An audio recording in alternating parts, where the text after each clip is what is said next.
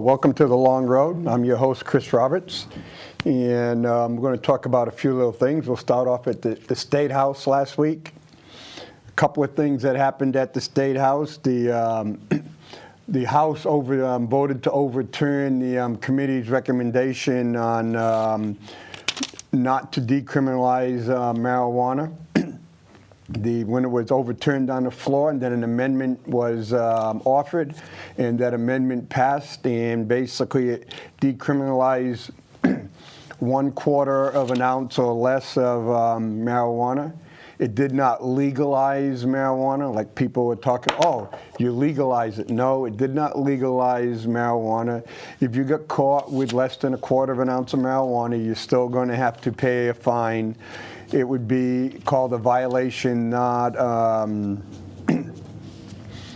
crime. And so, but you're still going to pay. And so one of those, and when the tight budgets and we're looking at how do you save money and what is the ramifications of decriminalizing marijuana and the cost of sending people to the legal system. You know, when you make your priorities, this is just one of those priorities you have to go. What is, if we spend $1 million on prosecuting individuals with a half an ounce of marijuana, that $1 million has to come from someplace, and where does it come from? Who gives up? What services do you give up? And I know a lot of police organizations weren't in favor of it. But I know there's a lot of police officers who are in favor of it. There are police officers, they use their judgment. They may catch someone with a marijuana cigarette. Do I go through this whole process, this whole cost and everything, and arrest this individual because of one cigarette? Or do I use my judgment and give the guy or man or the girl or the kid, not the kid, but the man or the woman a stiff warning and say, don't be so stupid. Okay. Another thing is the House voted to send back to the governor the ability for medical marijuana.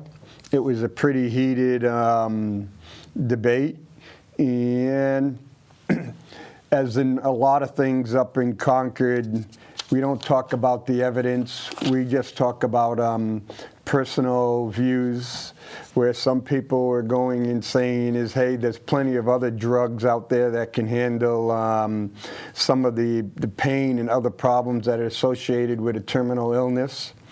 Kept going back and forth, and other ones would say, hey, if you had a terminal illness, you could then go, there's artificial marijuana or different other kind of stuff that can be done and be given to the individual.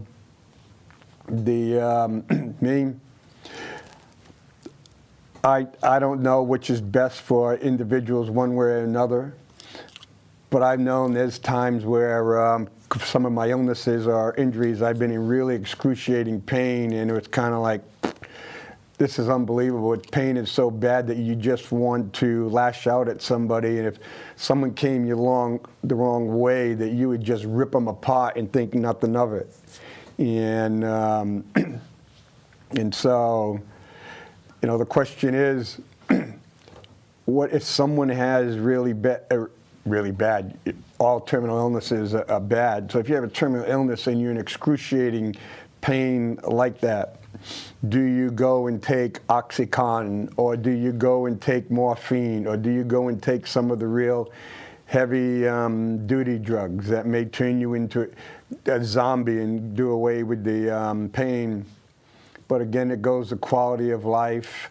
The point is, if you're in your house and your terminal illness, what are you going to do? What danger are you to society?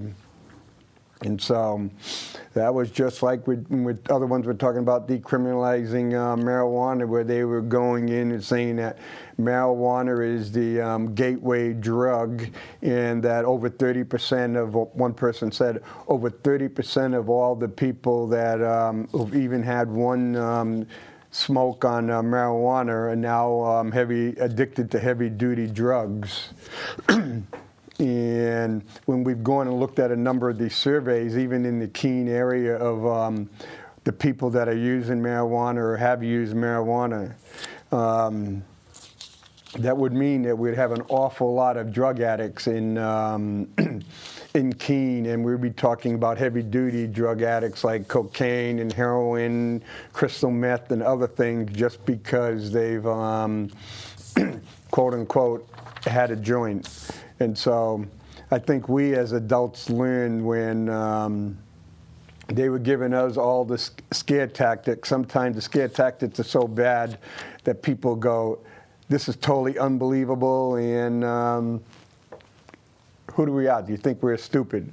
And so I think if we adults want to limit drug abuse and alcohol abuse in the children, we need to smarten up and be realistic and not try to scare the bejesus out of all the kids, because they're not dumb. They know when we're basically trying to pull the wool over their eyes. So those were the really two big things up at the drug-related, marijuana-related things up at the State House last week.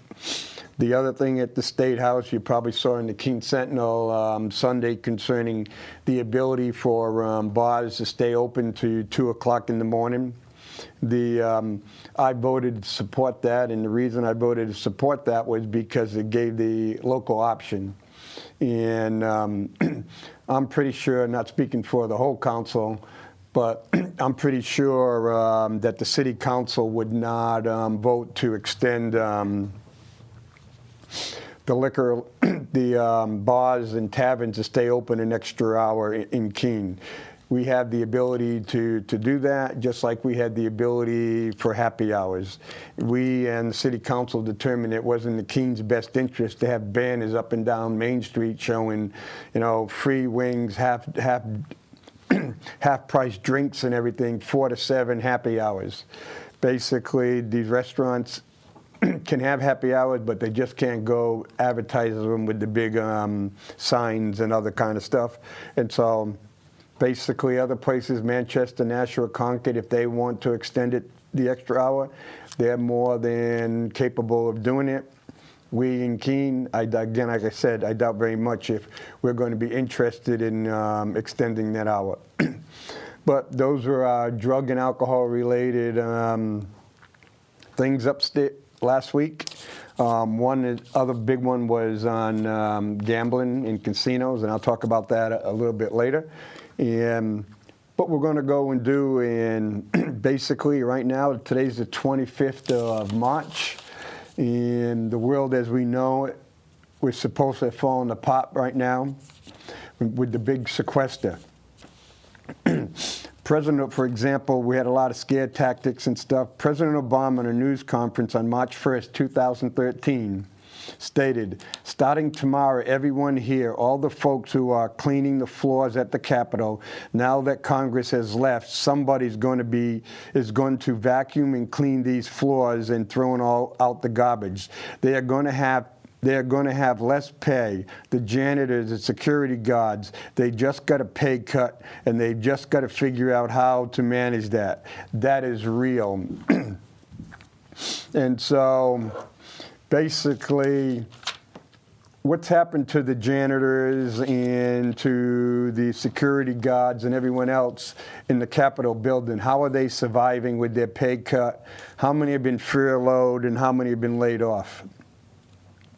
Well, Stephen T. Ayers, architect of the Capitol, that's what their term is, put an email to all the workers and says, we do not anticipate furloughs for any architect of the Capitol employee as a result of sequester. he had further stated that based on the budget, the continuing resolution, if the continuing resolution cut additional money, there would have been possibility of furloughs and some budget cuts. But the continuing resolution didn't do that. He stated how he had planned to take care of this. What he did was he planned ahead. He thought about the possibility of sequester, and so he made prudent plans. This is what he did. He postponed some repairs and authorization projects. He reduced bench stock and supply levels, which means that senators and congressmen and congresswomen don't have as many pencils and pens and papers and all that other kind of stuff in their desk or in their offices. It's reduced. The supply level, he may not have 45 days on hand. He may only have 15 or 20 days on hand. He reduced the amount of overtime. He delayed the replacement of old equipment. He trimmed some training and maintenance and operation programs. And also, he locked doors. And it's like, locking doors? He goes, yes, we've had a number of doors that made it really easy for Congress and the Senate and their staff to come in. So what they did was he called the closing doors of convenience. So members of Congress and their staff now have to walk to another door to get in the building. This was an individual. He knew what was possibly going to happen. He planned ahead, and he has not reduced any services, and he has not laid off any people, nor is he going to furlough any people. Excuse me. That's what leadership is. That's what you're supposed to do, and that's what he did. The other big issue that was up in Concord, and one bill was defeated and the other one was tabled for later on, was casinos. And one was to put 2 casinos in the state of New Hampshire, and that was shot down. So again, people on both sides are arguing for casinos, against casinos, and mostly everyone who's going one way or the other is determined on how is it going to benefit me, or how is it going to hurt me if the casino goes in. It doesn't seem like too many people are up there want to discuss anything objectively. So I went to the Bureau of Labor Statistics. In 2010, there was 177,000 people across the United States that was working in the gaming industry. And they stated by 2020, over the next 10 years, there should be an increase of about 23,000 jobs. Basically, about 2,300 jobs a year. That's what they're projecting as growth. But again, according to the Bureau of Labor Statistics, the median pay for a worker in the gaming industry was $9.74 an hour, or $20,260 per year if you worked full time. But basically, very few people in the gaming industry work full-time.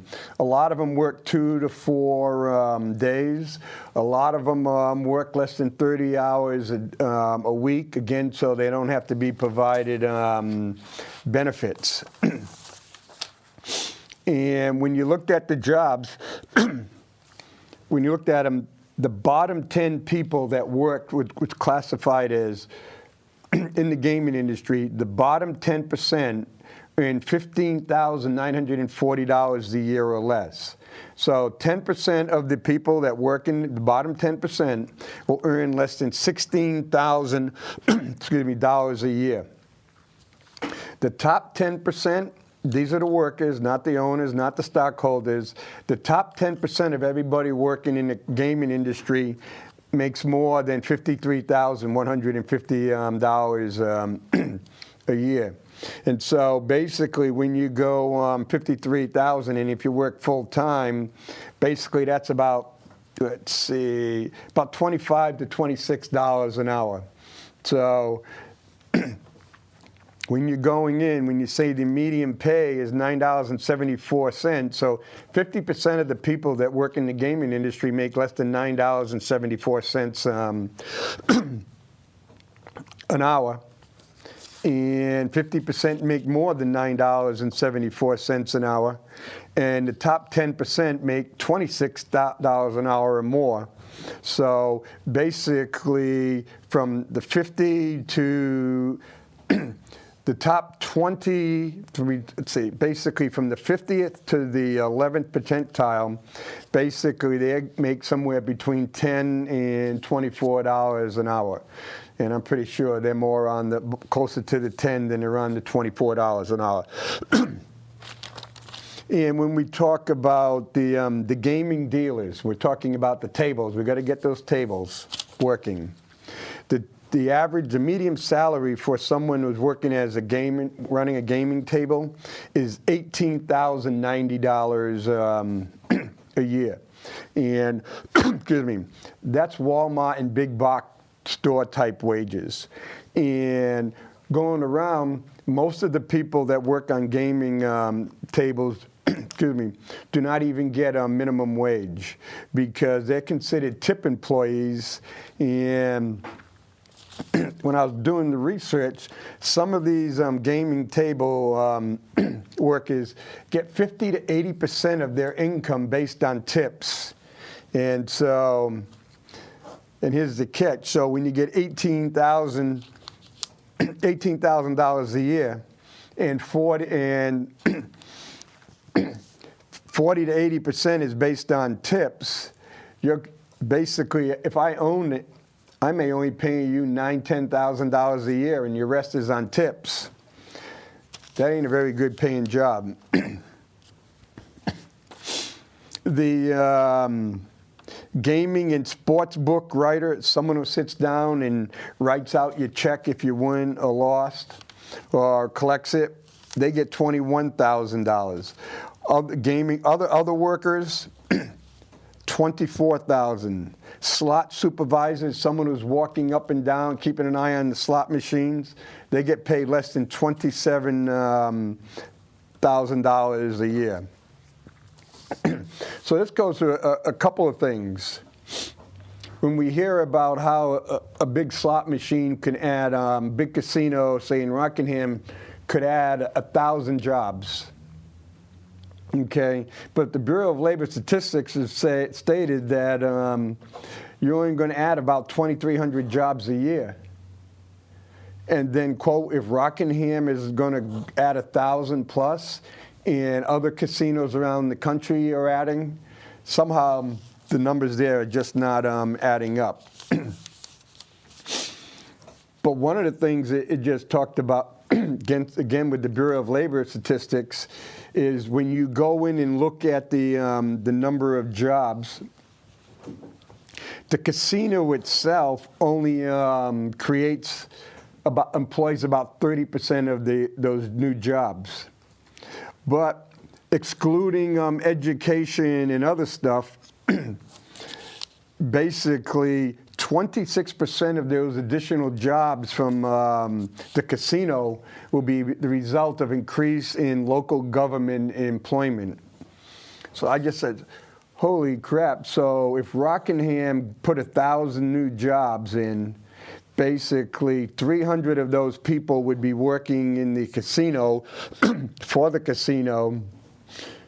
200 to 260 people would be hired new to the local, between the local governments and the state governments. They never talked about that. It's, I just looking at the stuff and I'm going, wow, again, this doesn't really make sense. This is the stuff that they weren't adding into the numbers. This is kind of the stuff they never bother telling us when they want our votes. The manager of so if Rockingham, someone comes into Rockingham, gets their casino, basically the manager of that casino would make less than $70,000 a year. And so when it talked about all the occupations in the casino, the total occupation average salary would be $33,840. Not bad, but you're not going to own a house on that. And for the ones who are gaming, the people working for the slot machines, working on the tables, like I said earlier, they're less than $21,000. And basically, what effect does this have on the state of New Hampshire?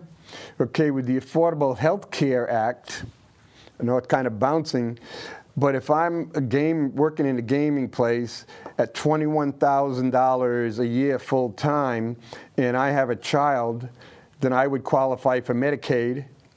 If I'm $33,840 and I have a spouse or a family of 4, I would get pretty close, or if not qualify for affordable health care, Medicaid under the Affordable Health Care. So even if the state government had to only pick up 10%, what would happen would be that the casinos wouldn't be paying, and then we as a state would then have to pick up the health care costs for the people that worked at the casinos. And so if I was to run this casino, and the casino would not be local based, it would be out of state, I would ensure that all my employees maybe work 28 hours a week, so I would not have to pay a fine, I wouldn't have to offer them health care, and the state of New Hampshire and the taxpayers in New Hampshire would just pick up the cost of the health care. Never expected that to happen. Again, that was one of the things that wasn't brought up. And so what I did is I also looked around the country concerning gaming, gambling, how's it working. Well, I went for the latest one was 2011 for Nevada Gaming Control Board. They stated in 2011, Nevada, they had a historic low on casino share of Nevada gaming revenue. Only 46 cents out of every dollar of revenue came from gambling. In 1994, over 60% of all revenue came from gambling. And so so basically in the last 20 years, the portion of the revenue coming from gambling is dropped by 25%. The amount of money that people spend on food, beverages, and related products is an all-time high, with over 34% of all the money spent in Las Vegas in the casinos and stuff are spent on food, beverages, concerts, in the shopping areas, the whole works. And so each year it's getting closer. At this current rate, in 4 or 5 years, the amount of money they get from gambling and the amount of money they get from food, beverages, concerts, and all those is basically going to be about equal.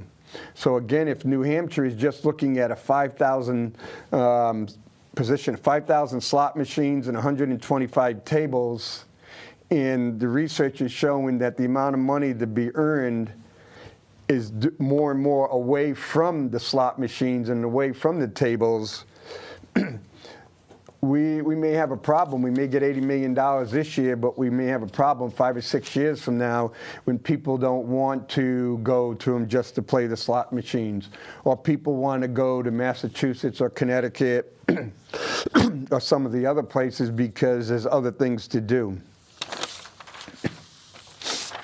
And there was 256 casinos in the state of Nevada. And of those 256 casinos, they had gross revenue of $22 billion. But they had a loss of $3.9 billion on gross revenue. So gambling revenue is a loser. Of the 41 gambling casinos on the Strip in Las Vegas, they pulled in $14.5 billion, or 66% of all the total gambling state revenue. So here it is. Basically, 41 casinos bring in $14 billion. 215 casinos bring in $7.5 billion. So you could say, wow, there's an awful lot of casinos out there that are not making money. The 41 casinos on the Strip, their revenue went up 9.3% over 2010, so recovering from the recession, but they still lost $2.2 billion. And that was the third year in a row of losses, consecutive losses for downtown Vegas. But that 2.2 is still better than the 2.5 that they lost in 2010. It's the Strip of the 41 are on the Strip. The 16 casinos in downtown Las Vegas, they lost $60 million between them. The 31 casinos in the Boulder area, lost $403 million. So as we sit down up in Concord, and a number of us, as we go in and we're looking at which way to vote, which way is going to be best for the state of New Hampshire, what we're doing is we're looking up, we're looking at these numbers. We're looking at more and more places to get information, because I can tell you, you go up there, you get the pro gamblers, pro casinos. Here it is. This is the information. This is the information. This is the information. Anti-gambling. This is the information. This is the information. And I can tell you right now, the people who are for pro gambling and the people who are against gambling, they're both getting paid. They're lobbyists and they're getting paid to provide us with limited information.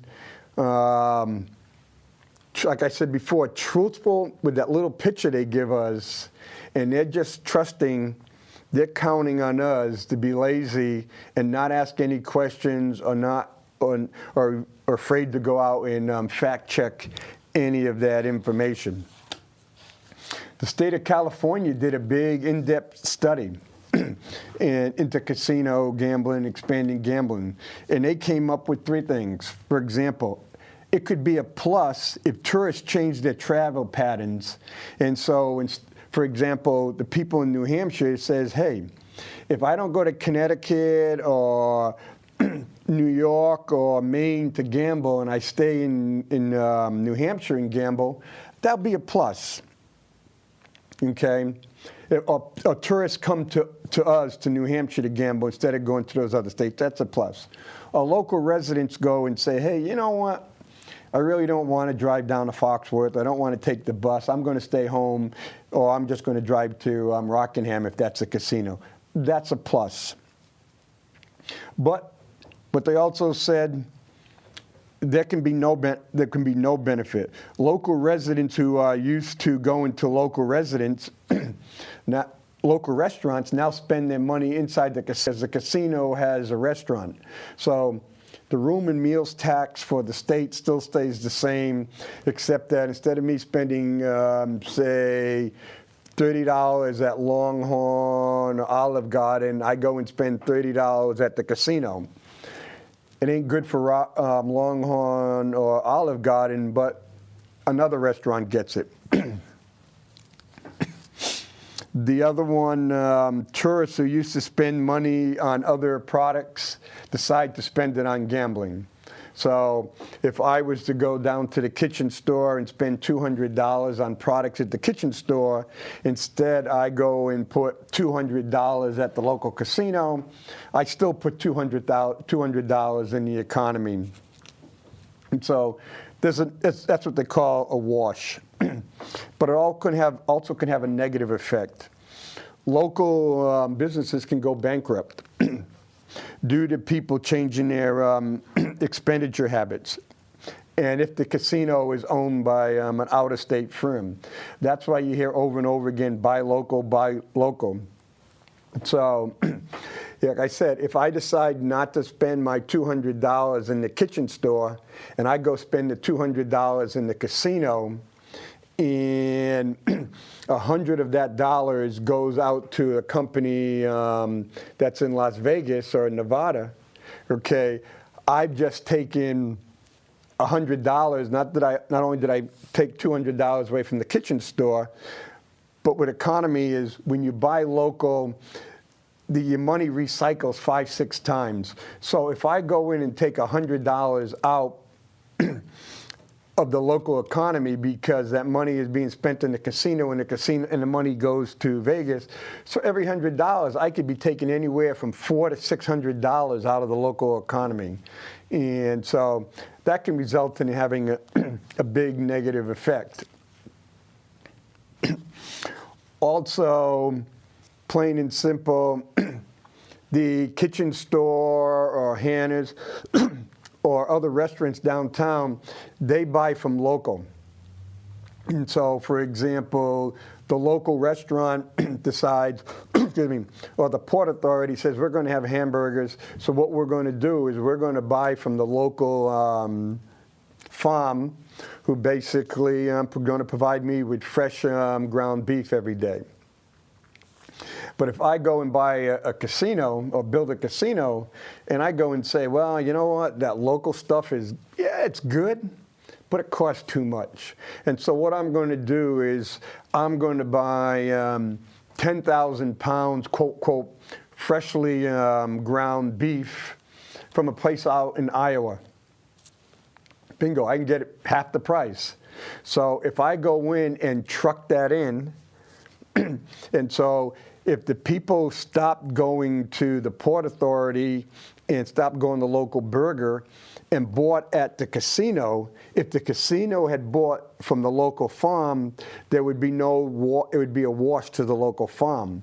But if I decide to buy it from out of state, the Port Authority suffers sales, the local restaurant suffers sales, and the local farm suffers sales. So there's a possibility that all three of them can go out of business because I, as a big casino, going for the bigger price, now buying my meat product from, say, Iowa, or even I could be buying my meat product from Brazil or Australia or any other country overseas. So again, that could happen. That was one of the big complaints a lot of people had when Walmart superstores moved into towns, especially small towns. A lot of these small businesses went out of business because they couldn't compete. And if the local restaurant or the local dairy store couldn't compete, then their suppliers also couldn't compete.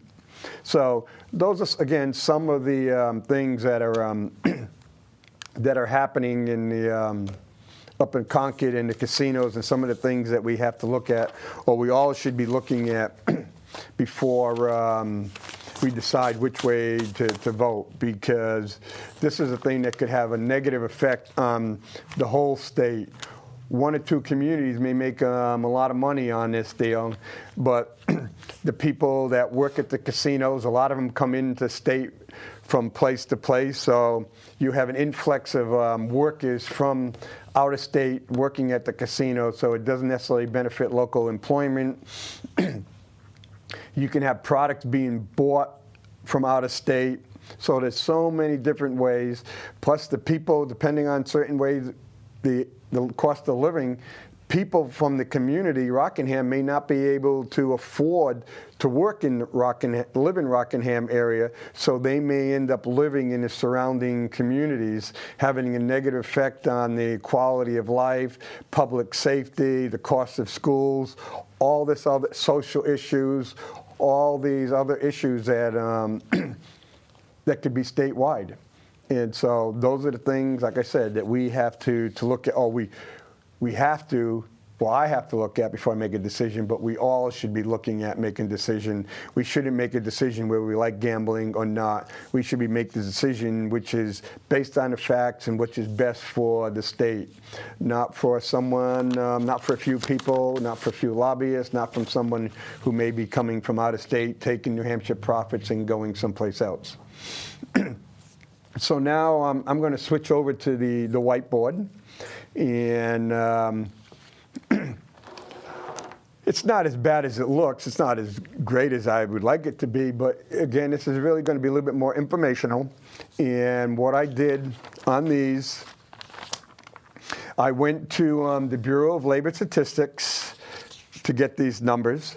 I went to the United States budget, and I also went to the census, and I also went to review of the state and local revenues to come up with these numbers.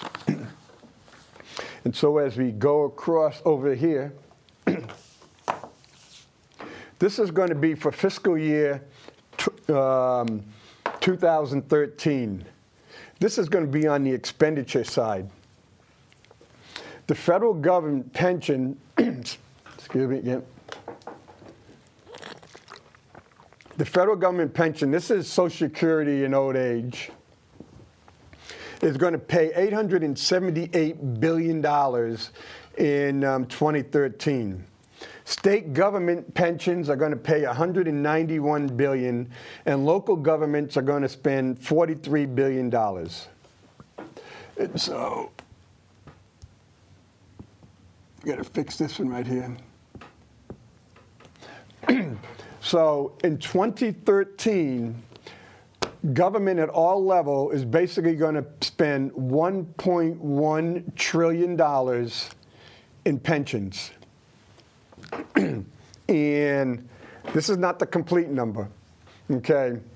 So between Social Security, state pensions, and local pensions, basically $1.1 trillion. Healthcare. The federal government is going to spend $916 billion. State is going to spend $498 billion, and local $134 billion, or basically $1.2 trillion. Okay, this number in red is basically the federal government gets reimbursed in certain areas. Third-party payments, co-pays, all this other kind of stuff. So the federal government will get back $366 billion. That's what reduced the cost down to $1.2 billion. Of this $916 billion, $530 billion of it, right here, is for senior care. So basically, you're looking at $1.4 trillion for people 62 and over. Between Social Security, pension, and Medicare, $1.4 trillion.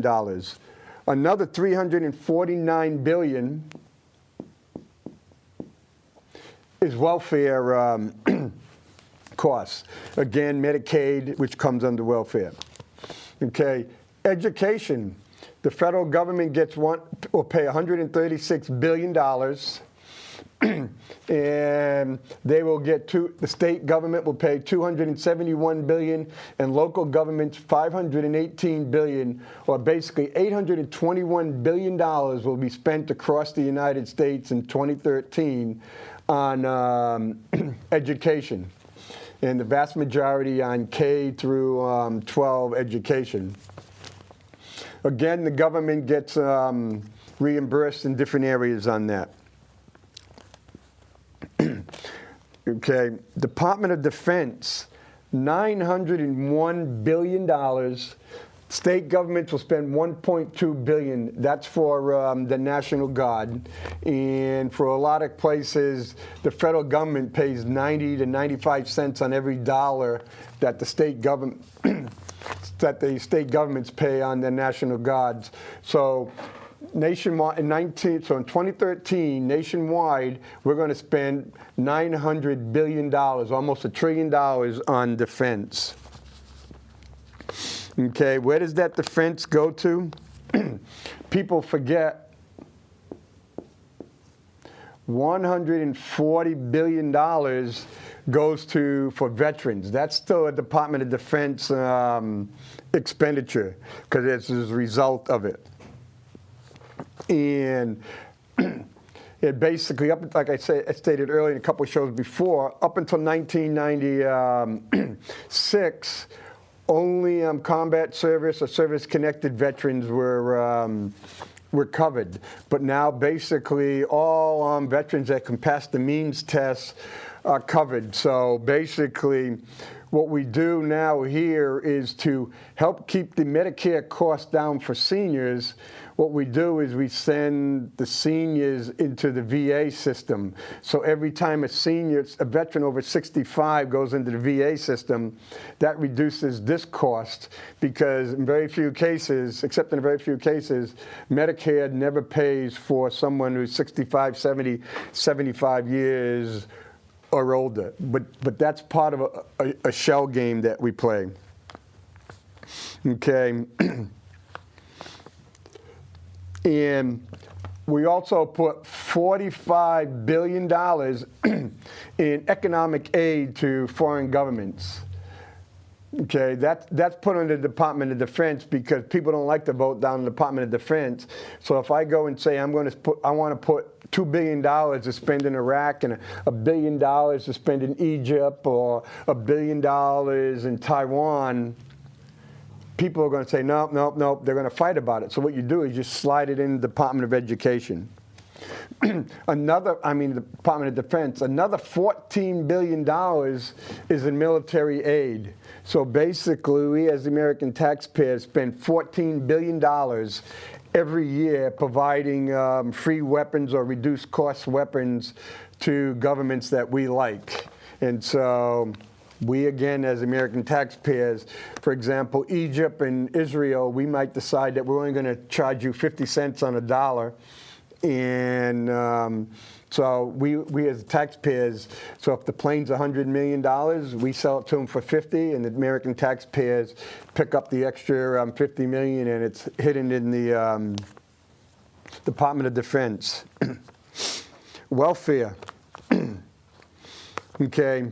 $422 million at the federal level, $180 billion at the state level, and $99 at the local level. So almost $650 billion every year is spent on will be spent on 2013 on welfare.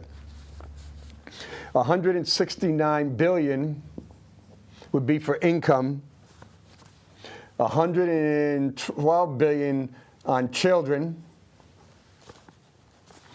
And $77 billion on unemployment, and $57 billion on housing. So people forget that housing, Section 8 housing, reduced housing, low-income housing, all that. So this year we'll spend $57 billion to subsidize people's rent.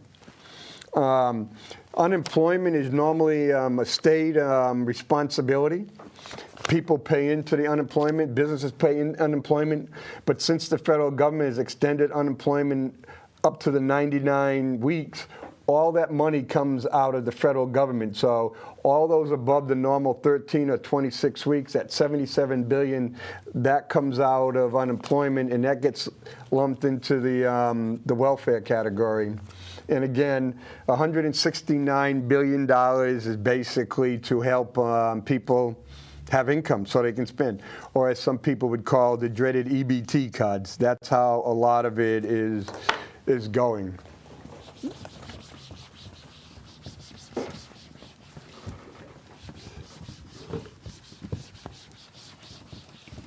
So what this is going to come into, the federal government is going to spend, I'll put it right, maybe I'll put it, it's kind of low. The federal government's numbers, okay, you can see it. The federal government is going to spend $3.8 trillion in 2013. State governments will spend $1.5 trillion, and local governments will spend $1.6 trillion, or basically $6.3 trillion are going to be spent around the nation, in the country this year. Believe that? $6.28 trillion. This is what's going to be brought in. 2.902. Let's see something. Let me just 2.902, 1.593, 1.76, and 5.571.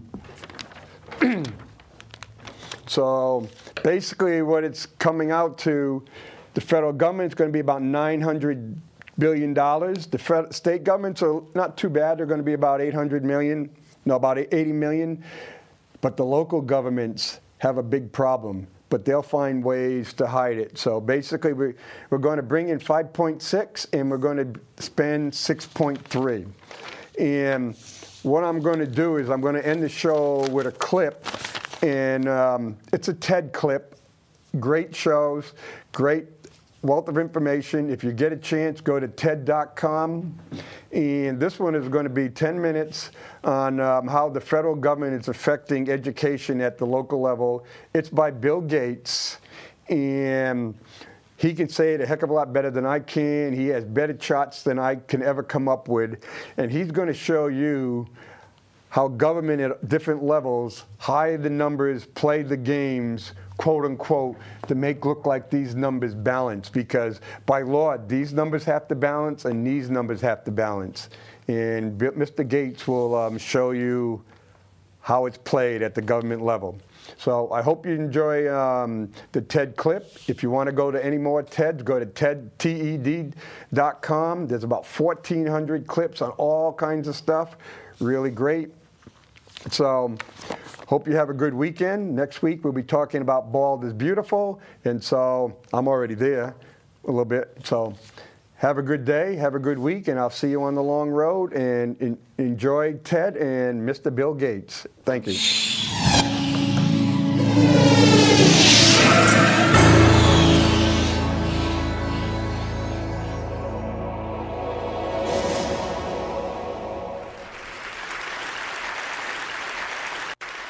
Well, this is about state budgets.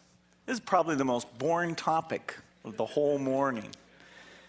But I want to tell you, I think it's an important topic that we need to care about. State budgets are big, big money. I'll show you the numbers.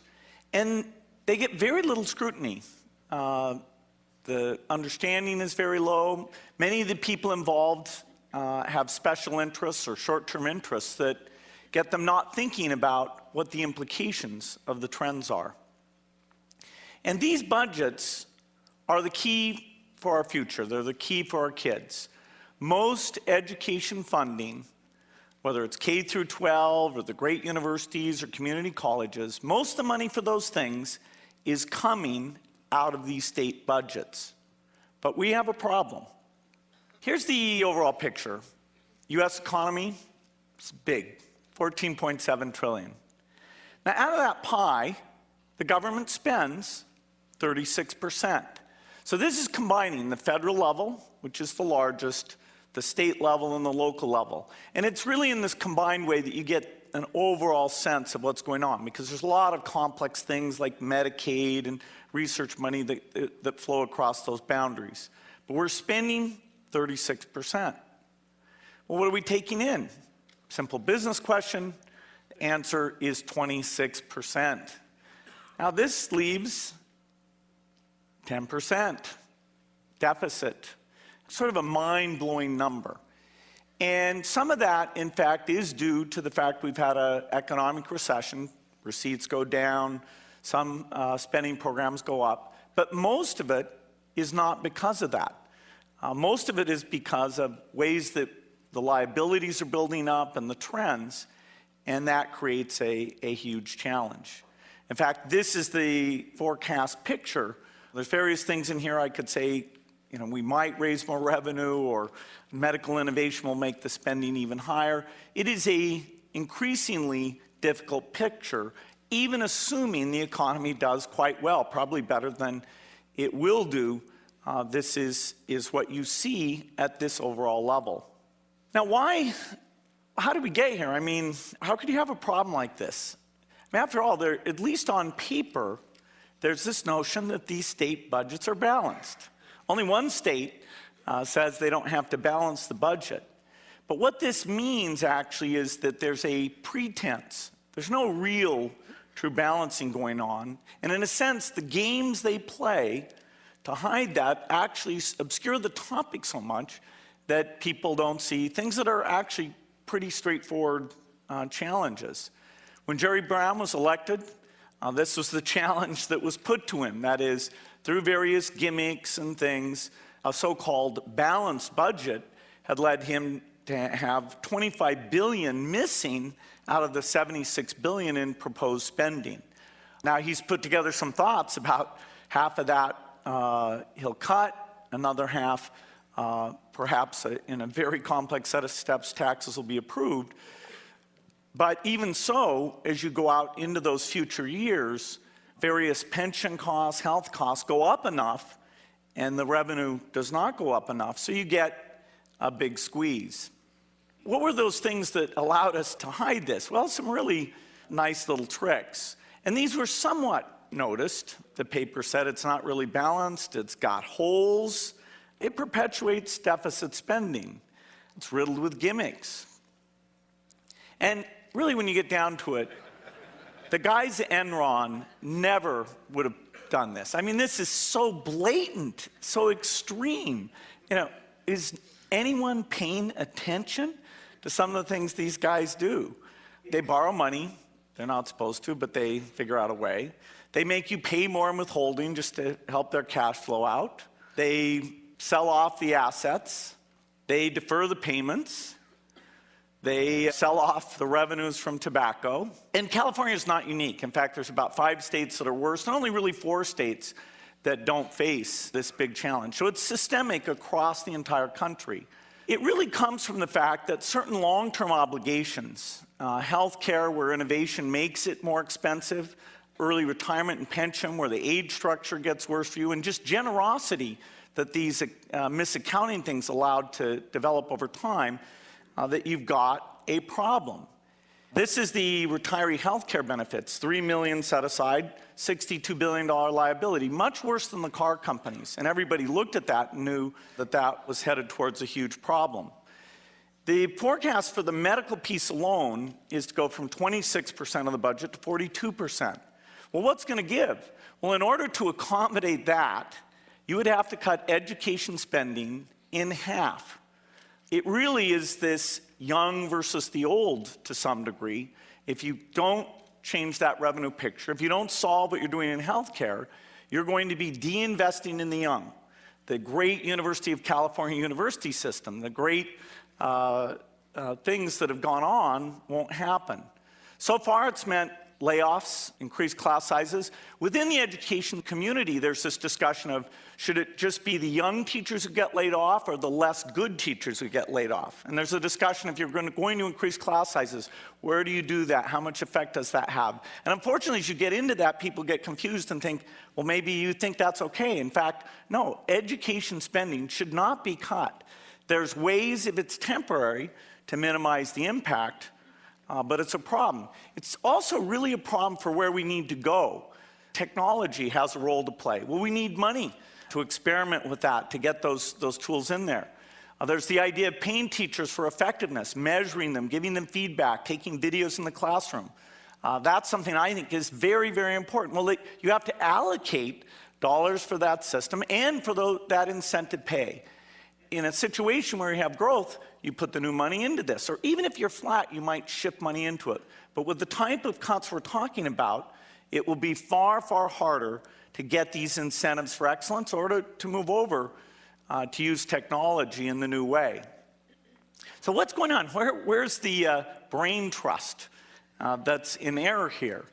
Well, there really is no brain trust. It's sort of the voters. It's sort of us showing up. You know, just look at this spending. California will spend over $100 billion Microsoft, 38, Google, about 19. The amount of IQ and good numeric analysis, both inside Google and Microsoft and outside with analysts and people with various opinions, should they have spent on that? No, they wasted their money on this. What about this thing? It really is quite phenomenal. You know, everybody has an opinion, that there's great feedback, and the numbers are used to make decisions. If you go over to the education spending, the healthcare spending, particularly these long-term trends, you don't have that type of involvement on a number that's more important in terms of equity, in terms of learning. So what do we need to do? We need better tools. We can get some things out on the internet.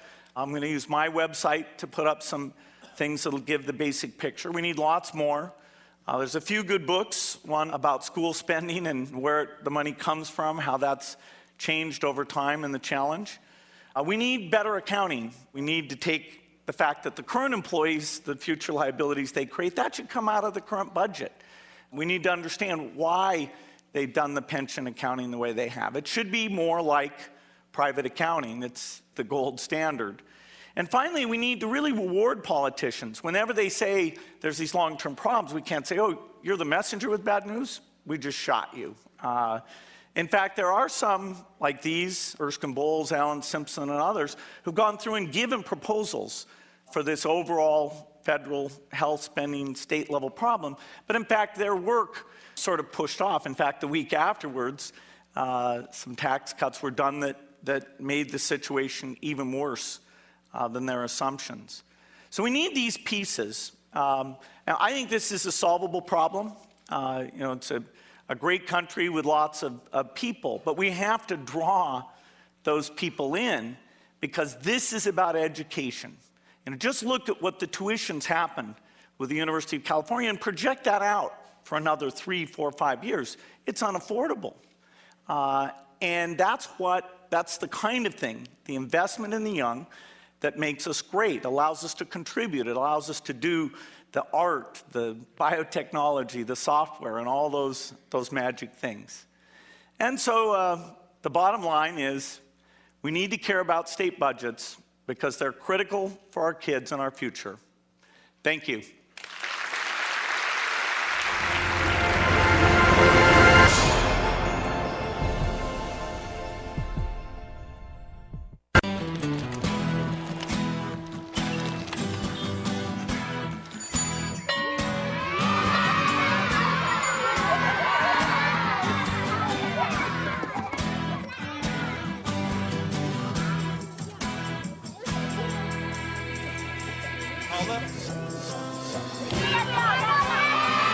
Sharing.